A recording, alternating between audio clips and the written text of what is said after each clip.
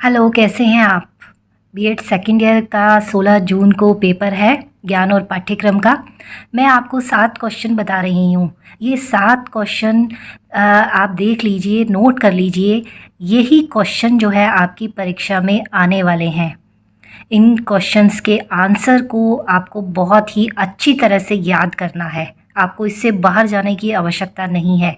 यहाँ मैं क्वेश्चन बता रही हूँ, अगर यदि आप चाहेंगे तो मैं संक्षिप्त में इनके आंसर भी आपको बताऊँगी, लेकिन उसके लिए ज़रूरी है कि आप कमेंट बॉक्स में कमेंट ज़रूर करें, ठीक है?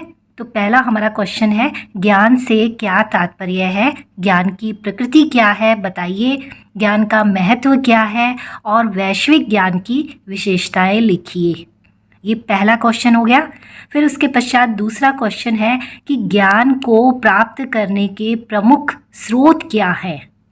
ज्ञान हमें कहाँ से प्राप्त होता है और स्थानीय और वैज्ञानिक ज्ञान क्या है? आप अंतर भी बता सकते हैं। अगर यदि आपको इनके अर्थ मालूम होंगे तो आप अंतर भी बता सकते हैं। तीसरा जो प्रश्न है वो है, पाठ्यचर्या का अर्थ क्या है? संरचना या निर्माण के तत्व क्या है?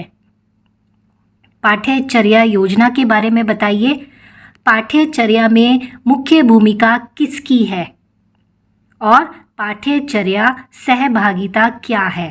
देखिए, मैंने बहुत सारा अलग अलग जो है ये लिखा है, लेकिन वास्तव में क्या है कि अगर यदि आप किसी भी चीज़ का बेसिक अगर यदि जान लेते हैं तो वो सब चीज़ें वही होती है, बस थोड़ा सा घुमा फिरा कर आती है। आपको बेसिक पता होना चाहिए। बेसिक अगर यदि पता है तो आप उसको अच्छे से कर सकते हैं। फिर फोर्थ जो क्वेश्चन है वो है, अधिगम शिक्षण अधिगम वृद्धि में पुस्तकालय की भूमिका क्या है?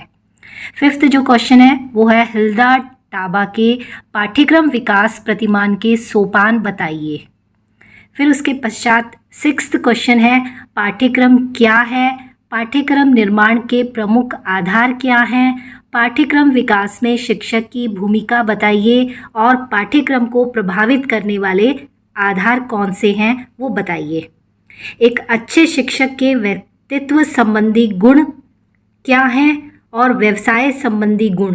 देखिए, हमने 2 गुणों की बात करी है, एक व्यक्तित्व संबंधी और दूसरे व्यवसाय संबंधी। गुणों के बारे में बताइए और अध्यापक के क्या कार्य और कर्तव्य हैं। यदि आप ये 7 क्वेश्चन अच्छी तरह से प्रिपेयर कर लेते हैं, सिर्फ ये 7 क्वेश्चन हैं, अगर इनको आपने अच्छी तरह से प्रिपेयर कर लिया तो आप समझिए कि आप 90% आपके मार्क्स जो है वो इस पेपर में आएंगे। ठीक है, आप इनकी तैयारी कर लीजिए।